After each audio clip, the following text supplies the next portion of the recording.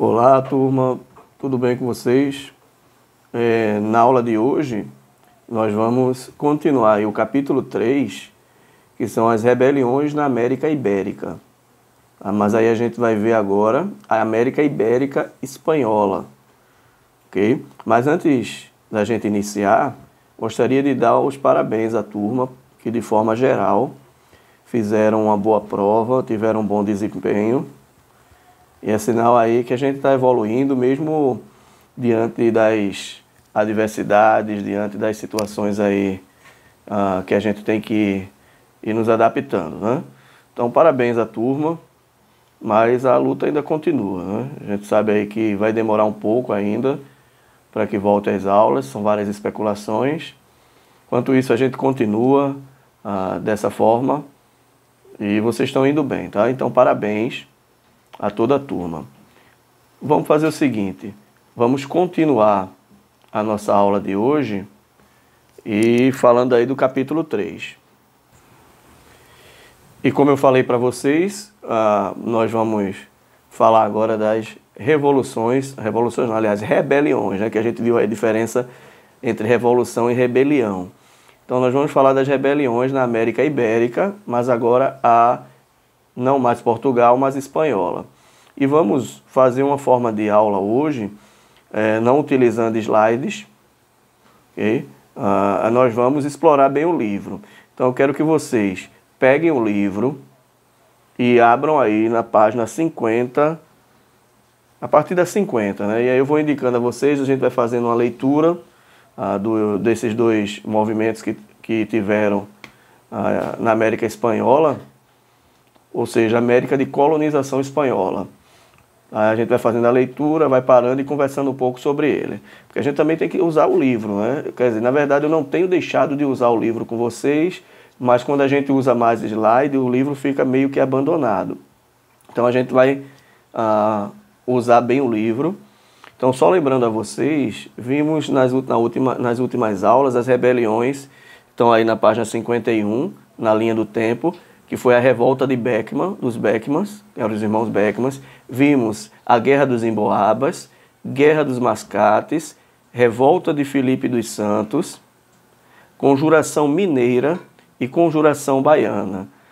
Hoje nós vamos ver as duas últimas revoltas, para que na sexta-feira, ou seja, na próxima aula ao vivo, vai ser na sexta dessa semana, a gente já comece o 4º capítulo, ok? Então as duas revoltas que nós vamos ver hoje, a rebelião de Tupac Amaru e o movimento comuneiro.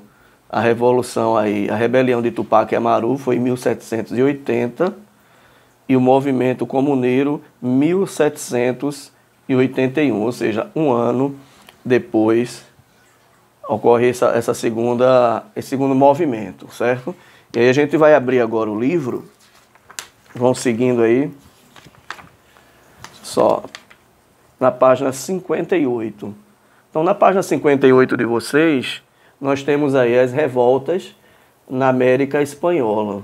Então, observe que dentro dessas revoltas nós encontramos aí muitas características que são idênticas às características das revoltas que ocorreram na América Portuguesa, certo? Que a gente acabou de estudar. Então, diz assim, assim como na América Portuguesa, as lutas coloniais na América Espanhola, tiveram caráter regional e localizado, ou seja, toda rebelião, toda revolta que aconteceu dentro desse período que estamos estudando, não foram revoluções, foram revoltas de caráter regional e localizado, não tinha um caráter nacional como uma revolução, com mudança estrutural, com a mudança social, política, geral. Mas era de um caráter muito mais específico, de acordo com a necessidade de cada província ou capitania, ok? Segundo, a partir do final do século XVIII, influenciadas pelas ideias iluministas e liberais, tiveram como foco a contestação do domínio metropolitano e a luta por mais liberdade. E aqui a gente tem dois pontos interessantes, que o primeiro, se refere à influência das ideias iluministas. Por isso que eu fiz questão com vocês da gente inculcar tanto as ideias iluministas, porque sem entendê-las, a gente não conseguiria também entender o restante dos assuntos, né? Então a gente vai ver no 4º capítulo sobre Napoleão Bonaparte, e a gente precisa entender o que está por trás de tudo isso. Então as ideias iluministas vão acompanhar a gente até o Brasil Império, aí, que a gente vai estudar, tá bom? Então esse movimento, ele segue aí sendo influenciado pelo pensamento iluminista, igualdade, liberdade e fraternidade, e também tiveram a influência de liberais. E quando fala de liberais aqui, a gente está falando de pessoas que queriam uma menos participação do governo na economia, certo? Então, a intervenção do Estado na economia é algo que os liberais não concordavam, porque eles queriam livre comércio, queriam a livre concorrência, e a metrópole, nesse caso aí, era a Espanha, por ter pactos coloniais e também dificultar a relação comercial, fazia com que o povo aqueles que trabalhavam no comércio tivessem aí uma maior dificuldade de prosperidade e estabilidade econômica. Então essa revolta, assim como aconteceu em Portugal, na América Portuguesa, acontece também na América Espanhola. Inspirados pelas ideias liberais, inspirados pelas ideias iluministas, essas duas revoltas vão procurar se libertarem do domínio metropolitano, certo? Quem é a metrópole, nesse caso, a Espanha.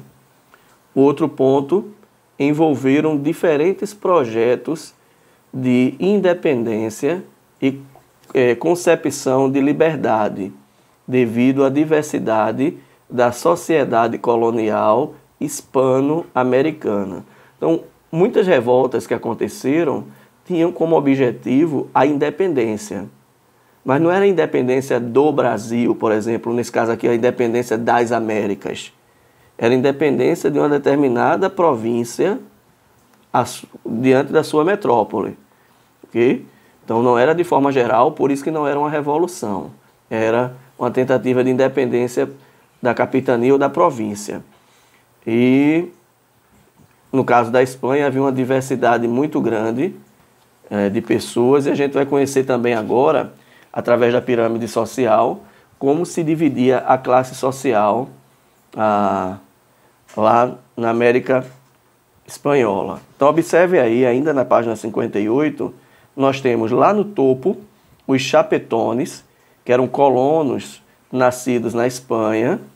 Alguns ocupavam altos cargos na administração colonial, outros eram grandes comerciantes, favorecidos pelos monopólios, representantes da igreja cristã, comandantes militares e imigrantes empobrecidos, certo? Então vejam bem, essa é a classe que está lá em cima. Primeiro ponto aí, eram pessoas que tinham nascido na Espanha e vieram para as Américas. E alguns deles ocupavam altos cargos administrativos na colônia, e outros eram comerciantes muito bem favorecidos devido aos monopólios. Certo? Então vejam que tem um privilégio aí daqueles que eram cidadãos espanhóis e que vinham para cá. Eram representantes também da igreja, já que a Espanha, assim como Portugal, era católica, e aí dizendo católica apostólica romana, e vieram para cá e trouxeram também junto o cristianismo católico. Tinha os comandantes militares e imigrantes empobrecidos, ou seja, pessoas que antes tinham bastante dinheiro, uma boa condição de vida, mas tiveram que vir para cá porque estavam empobrecendo. Então eram os imigrantes empobrecidos e chegaram aqui para tentar subir novamente, né, economicamente, e superar as crises econômicas. Na segunda parte da pirâmide social, nós encontramos aqui os crioulos, que eram filhos de espanhóis, nascidos na América. Tá? Então, o que isso quer dizer? Então, o que eram aí esses filhos de espanhóis? Claro, eram aqueles que nasceram aqui, mas tinham descendência espanhola. Ok? Eram os chamados filhos de espanhóis nascidos na América. Esses eram grandes proprietários e comerciantes e integravam os cabildos, que era as câmaras municipais, e formavam aí a elite colonial. Essa aí já é da pirâmide, de cima para baixo, as duas classes que dominavam. Esses eram chamados de crioulos. E por que crioulos? Porque quando um espanhol casava com a outra pessoa que não fosse espanhola, haveria aí uma mistura étnica, né? E aí o que acontecia? Eles já não eram vistos como espanhóis, espanhóis nativos, né?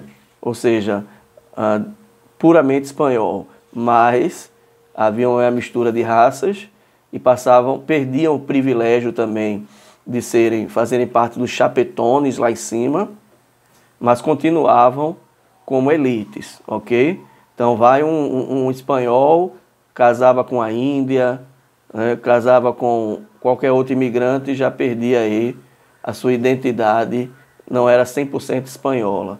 Então ficava aí na segunda classe. Na terceira, de cima para baixo, nós temos os mestiços, que eram pessoas libertas, não eram escravos, mas eram artesãos e pequenos comerciantes assalariados. O trabalhador comum que tinha liberdade e realizava lá o seu ofício. Okay?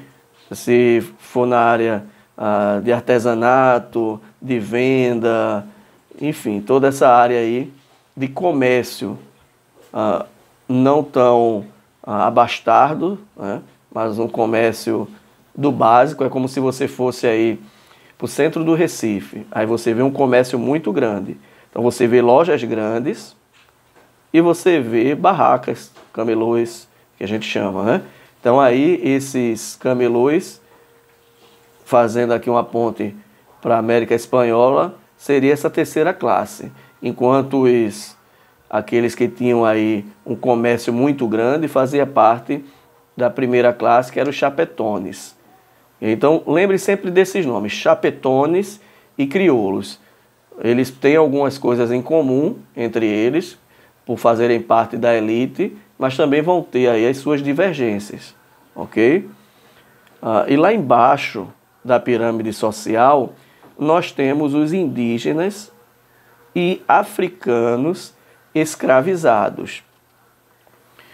Compunham a principal mão de obra colonial, trabalhando nas minas e nos latifúndios. Então, vejam que aqui ainda existia também o trabalho escravo. Não só de africanos, quando a gente fala de escravo, caímos sempre nesse erro de pensar que só os negros foram escravos. Okay? Então, eu já falei para vocês, né? Em todo mundo existiam vários tipos de escravos. Brancos, negros, orientais. E aí, no caso da América Espanhola, eles compraram aí os escravos negros. Mas antes dos escravos negros serem escravos aqui na América Espanhola, os índios foram escravos. Assim como aconteceu na América Ibérica portuguesa, aconteceu também na América Ibérica espanhola. Eles chegaram aqui na nossa América, encontraram índios, escravizaram, e esses fizeram aí parte dessa última classe social, que era aquela que pegava mais um pesado nas plantações, trabalhando nas minas, nos latifúndios, né? Ou seja, aqueles grandes proprietários de terras que precisavam de trabalhadores, e eles compravam escravos para trabalharem lá na sua propriedade. Então diz assim, continuando, até mesmo dentro da própria elite havia divergência de interesses. Ou seja, a divergência de interesses não está apenas entre a classe mais baixa e a classe mais alta. Então, a própria elite tinha suas divergências. O grupo dos chapetones, que é o mais alto na pirâmide social, não desejava romper com o domínio colonial. Já os crioulos optavam pela independência. Então, observe aqui que nós temos duas classes sociais, mas existem duas posturas aqui. Uma mais conservadora, que quer manter a monarquia dominando as colônias, e existe aí uma que é liberal, que segue o liberalismo, que é a ideia de acabar com o pacto colonial, fazendo com que a colônia se tornasse independente da sua metrópole, no caso aqui, a Espanha. Então, os crioulos, que eram aí grandes proprietários e comerciantes, queriam uma liberdade maior para poder comercializar, visto que a Espanha cobrava muitos tributos, tinha muitos monopólios que dificultavam aí o lucro e o enriquecimento não só dos comerciantes, mas também de uma região de forma geral. Já os chapetones, por terem nascidos lá na Espanha, eles queriam manter seus privilégios. Por quê? Porque eram cidadãos espanhóis, no caso aqui de nascença, e aí se perdesse esse domínio, né, metropolitano sobre a colônia, eles perderiam também seus privilégios. Então haviam aí duas classes, uma lutando a favor de uma independência da metrópole e a de cima dizendo não, vamos manter a monarquia. Página 59 de vocês vai dizer assim: embora os crioulos se identificassem mais com os chapetones, por serem, claro, da própria elite, do que com as camadas mais pobres da população, opunham-se a eles no que dizia respeito ao domínio metropolitano. Foi o que eu acabei de explicar para vocês. Por outro lado, muitos movimentos populares da América Espanhola não tiveram sucesso por causa da oposição crioula. Repetindo, por outro lado, muitos movimentos populares da América Espanhola não tiveram sucesso por causa da oposição crioula, no caso aqui dos crioulos. Nesses casos, eles temiam que ocorressem mudanças sociais mais profundas, afetando seus interesses e sua posição de elite colonial. Okay? Então, aqueles da elite colonial, que eram os chapetones, eles temiam que ocorressem mudanças sociais mais profundas, e essas mudanças sociais mais profundas são aquelas que vão fazer com que os chapetones perdessem seus privilégios, e aí caíssem de classe social, ou igualasse a sua situação aí entre os crioulos, ou até mesmo os crioulos, por terem uma liberdade econômica, superarem, que era isso que aconteceria realmente, né? Os crioulos chegando a se tornar os primeiros na pirâmide social, ok? Então, aí tem as principais, na página 59 de vocês, ainda tem o mapa, que são principais rebeliões ibero-americanas. Vejam aí o mapa, a quantidade de cidades, né? Observem que no mapa também nós temos uma parte dos Estados Unidos da América, que nessa época pertencia à América Espanhola. Os Los Angeles, Flórida, Califórnia, Texas, tudo isso fazia parte aí da América Espanhola, ok? Então tem aí os pontos vermelhos, são negros, a diversidade de raças, tá? Negros, indígenas, brancos e mestiços. O mestiço é a mistura entre brancos e negros, brancos e índios, índios e negros. Esses são os mestiços. Então vamos lá. Virem aí agora, visto aí essa estrutura social, vamos entrar agora nas duas rebeliões. Tá? Uma é a rebelião de Tupac Amaru, que foi em 1780, e o outro, o movimento comuneiro, 1781. Tem hora que eu fico olhando para o outro lado aqui, mas é porque eu fico olhando a minha imagem, porque a câmera está frontal. Então, se eu estiver olhando meio para cá, assim como eu estou fazendo agora, é porque eu fico me olhando. Não é porque eu me acho bonito, não, tá? Mas é porque tem a imagem aqui, a gente fica fixando esse olhar. Na verdade, eu tenho que estar olhando para cá, para essa câmerazinha aqui, onde eu apontei o dedo. Então, vamos lá. Página 60 diz assim: você já estudou que a conquista espanhola da América trouxe muitas consequências negativas aos povos nativos? Os indígenas foram submetidos a diversas formas de exploração, como a mita, certo? Essa palavra mita aí, vocês vão ver mais na frente, quando a gente estiver falando também na questão de impostos, ou seja, tributos, mesmo no diante da Espanha colonial, ok? Nós vamos ouvir falar isso em um certo momento. Aí agora vocês já estão tendo um conhecimento prévio.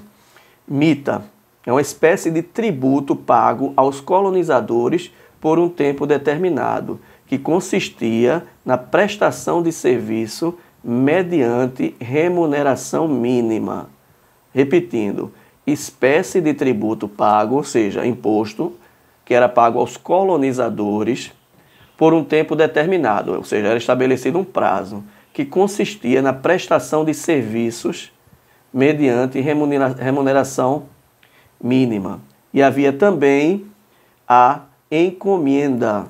É assim que se fala. É outra forma que vocês vão ouvir falar mais à frente também, que era deixa eu achar aqui as encomendas, em que as comunidades inteiras de indígenas eram entregues aos encomendeiros que exploravam a mão de obra em troca de educação cristã, reforçando a dominação dessas populações. Então a encomenda eram comunidades inteiras, certo? Tendo aí uma comunidade indígena que eram entregues ao encomendeiro que exploravam a sua mão de obra em troca da educação cristã, reforçando a dominação espanhola. Isso quer dizer que houve, de certa forma, uma imposição da cultura espanhola sobre os indígenas. E a ideia era de que os índios eram pagãos e precisavam ser cristianizados, né?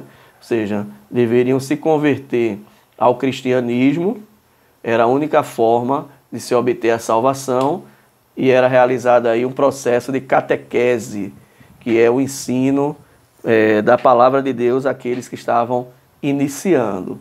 Então, como os portugueses chegaram aqui e trouxeram o catolicismo, os espanhóis também fizeram a mesma coisa. Trouxeram padres junto aí com uma equipe para poder cristianizar a América Espanhola. Tanto que hoje a Espanha, aliás, a América Espanhola, que são hoje aí Portugal, você encontra vários, né? Equador, Chile, Bolívia, Uruguai, Paraguai, México, todos eles, assim, entre outros, eles são bem católicos. Isso devido à colonização que estava trazendo junto consigo o cristianismo católico. Segundo parágrafo, na região dos Andes, a subordinação indígena era realizada pelos colonizadores por meio da aliança com os curacas, que eram chefes das aldeias. Repetindo, na região dos Andes eram as regiões mais altas, okay? A subordinação indígena era realizada pelos colonizadores por meio de uma aliança com os caracas, que eram chefes das aldeias incas, certo? Os incas ficavam lá nas regiões dos Andes, e oferecendo-lhes privilégios e parte dos tributos arrecadados. Então esses caracas, que eram chefes incas, recebiam aí um valor legal para eles, né? E privilégios, caso ele conseguisse manter o povo subordinado à metrópole.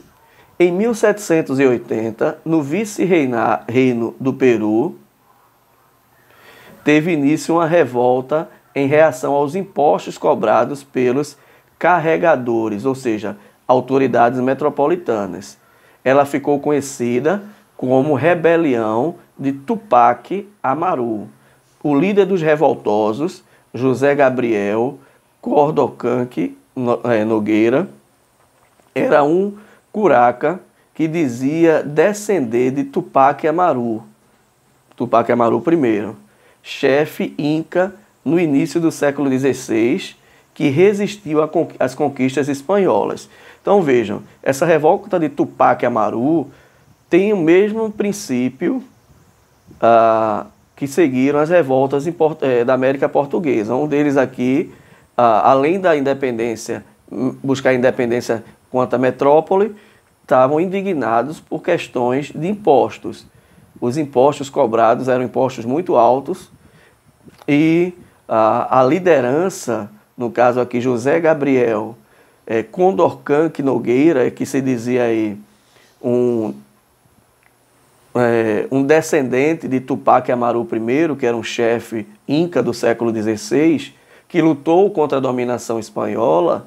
Esse cidadão vai dizer que descende e que tinha uma missão, que era livrar o peso da metrópole sobre o povo inca, né, da civilização dos Andes. E aí ele, sendo um dos curacas, chefes de aldeias, ele não vai se conformar e vai iniciar essa revolta. Ok? Agora vejam que interessante, né? Apesar de ser aí um curaca, era uma pessoa que buscou conhecer, buscou aprender, estudou. E aí no outro parágrafo diz assim, ó, Condorcanque havia estudado na Universidade de São Marco, em Lima, onde foi influenciado pelas ideias do Iluminismo. Adotou o nome de Tupac Amaru II e obteve o apoio dos crioulos na luta contra os carregadores. Ou seja,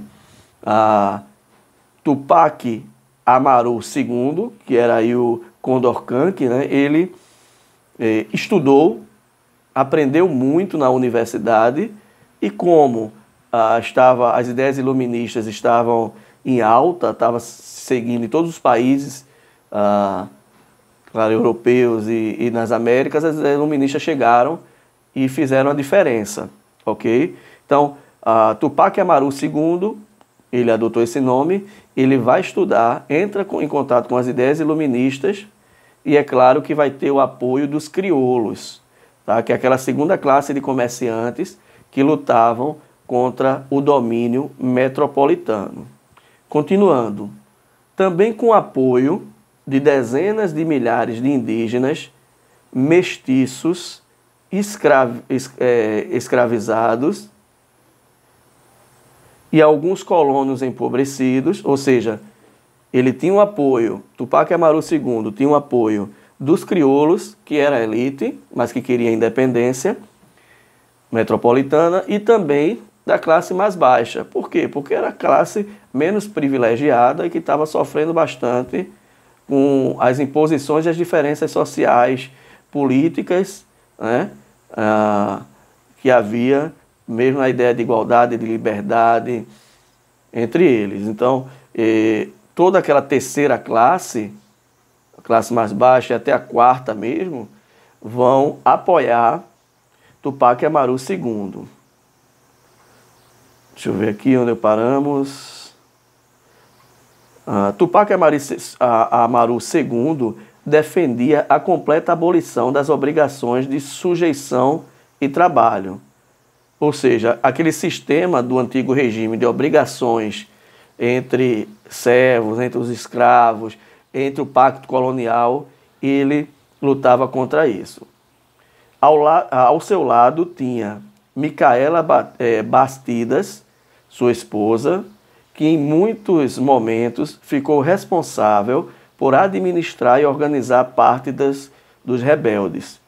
Ela teve papel fundamental no decorrer do conflito e marchou para sitiar Cusco, junto do marido e das tropas. Ou seja, Cusco é uma região, né, que também ficava na América Espanhola. Então observem que assim como a Revolução Francesa, a rebelião de Tupac Amaru teve a participação feminina, que muitas vezes não é tão focada nessa essa parte de participação feminina, mas ela era a esposa de Tupac Amaru II, abraçou a causa, era uma grande administradora, organizava muito bem as estratégias, a questão financeira, etc. E também ia na frente da batalha, ok?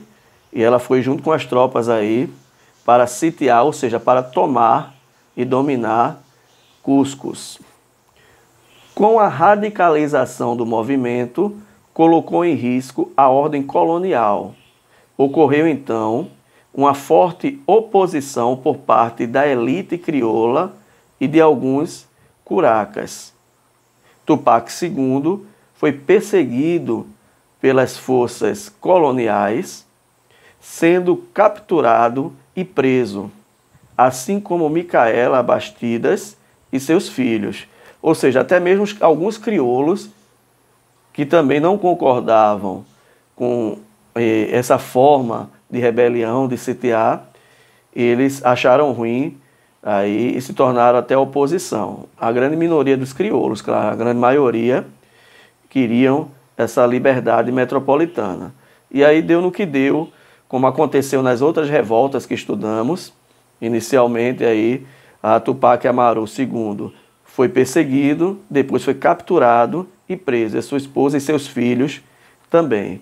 Em 18 de maio de 1781, Condorcanqui e Micaela, ou seja, Tupac Amaru II e Micaela, foram executados na praça central de Cusco. Tiveram seus corpos esquartejados e parte deles penduradas em diversos locais, com o propósito de desencorajar novas revoltas. Seguiram-se violentas batalhas, nas quais cerca de 80 mil rebeldes foram mortos e encerrando a maior revolta colonial americana, no caso aqui espanhola, certo? Então, vejam a semelhança que há com a Inconfidência Mineira, né? A Conjuração Mineira, onde Tiradentes foi morto, enforcado e esquartejado. Nesse caso aqui houve uma execução, esquartejou-se os corpos numa praça central de Cusco, que serviram aí de exemplo para aqueles que tentassem se revoltar contra a metrópole. Houve muita tensão, diz aí, nas quais cerca de 80 mil rebeldes foram mortos. A gente está falando de 1.000, 2.000, estamos falando aí de 80 mil pessoas foram mortas até que a Espanha, a metrópole, ela se sai vitoriosa e permanece ainda como metrópole, e a Espanha, a América Espanhola, continua até então como colônia, ok? Isso aconteceu tanto nas rebeliões da América Portuguesa quanto da América Espanhola. Mas valeu a pena? De certa forma, sim. Toda revolta, toda revolução que acontece, no caso aqui rebeliões, quando é organizada, sabe-se que vai se perder vidas. Então é o sangue de muitos numa troca por uma liberdade.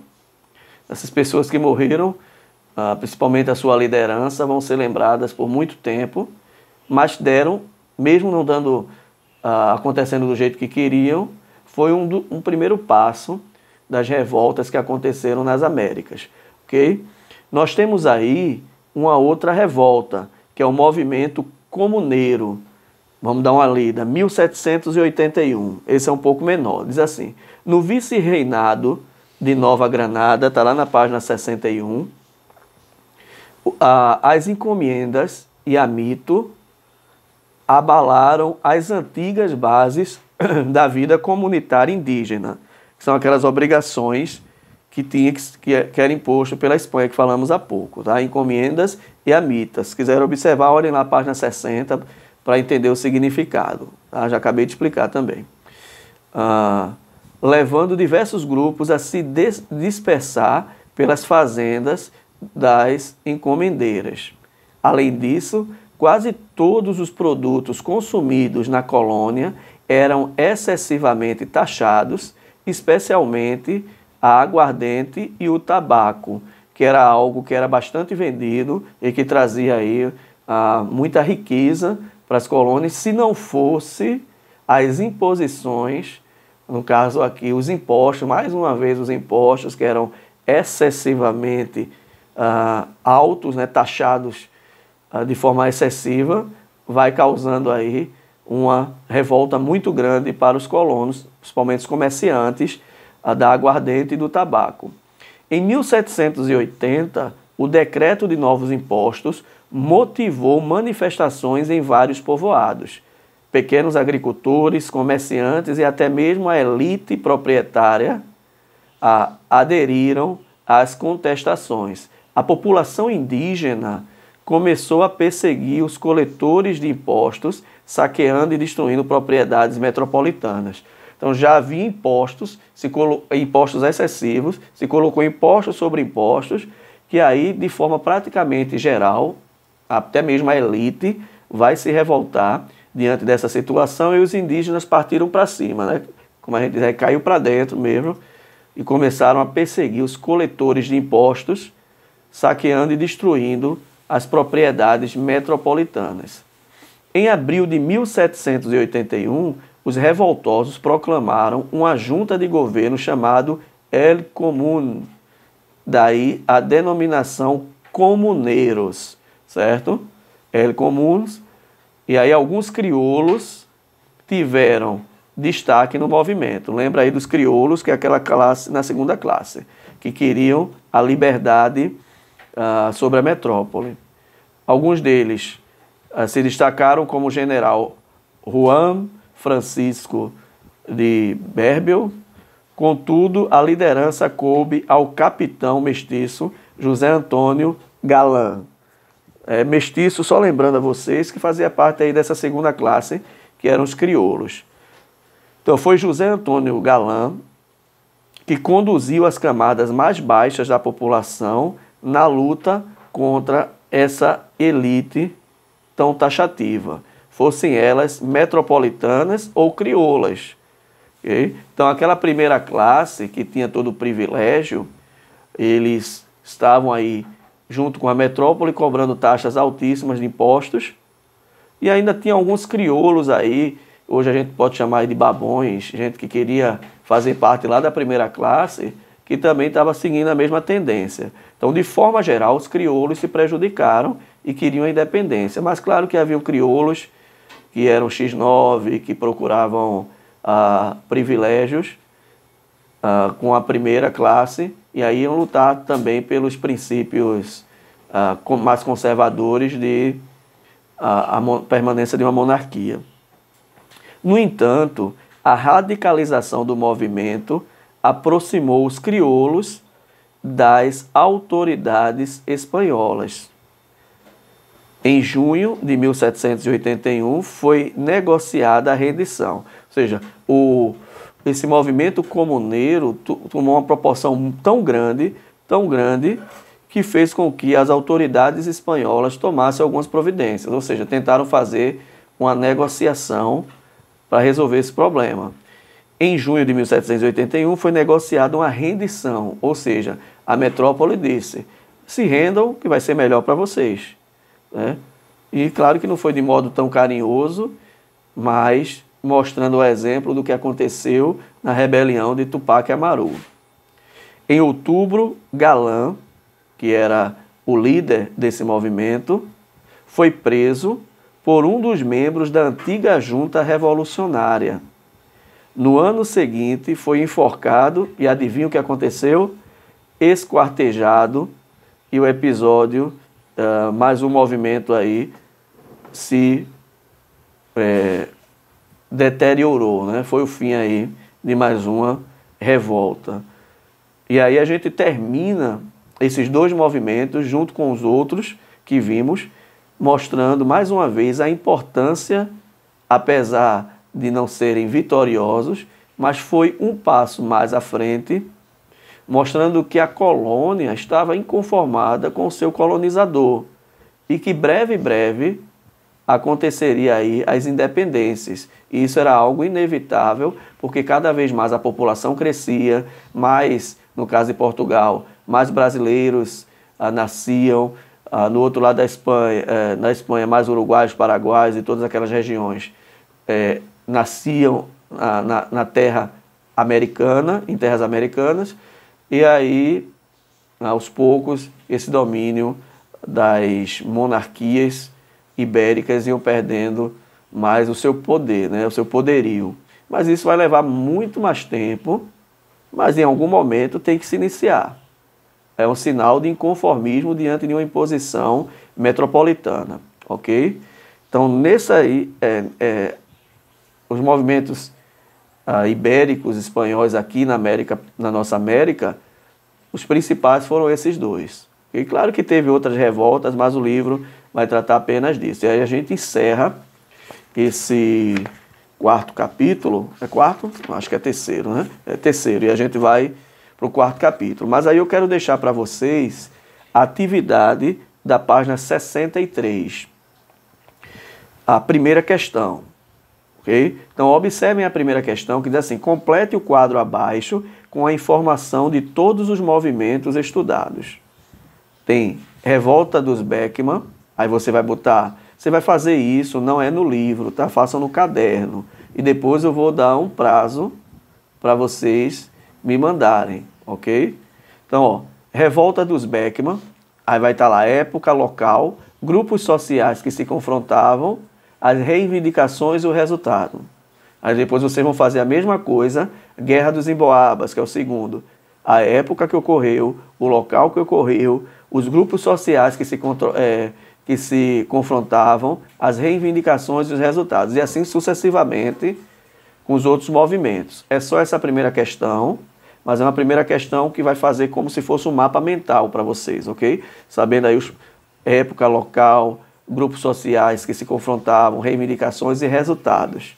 Deixem tudo organizadinho, que eu vou dar o prazo a partir de hoje, só não vou dizer quando eu vou pedir, mas eu vou avisar vocês, e é importante que vocês já estejam com ele pronto, porque eu vou dizer também como vocês vão me enviar, ok? Façam essa primeira questão, não deixem de fazer as atividades que eu peço, porque tudo isso vai ser cobrado, ok? Um abraço para vocês e uma boa semana. Lembrando que sexta-feira nós também temos aula ao vivo e vamos começar o capítulo 4, que é, deixa eu ver aqui, como está escrito aqui, diz assim, Europa e América após o antigo regime. E a gente começa falando de Napoleão Bonaparte e o Congresso de Viena. Bom, uma boa semana para vocês e até mais.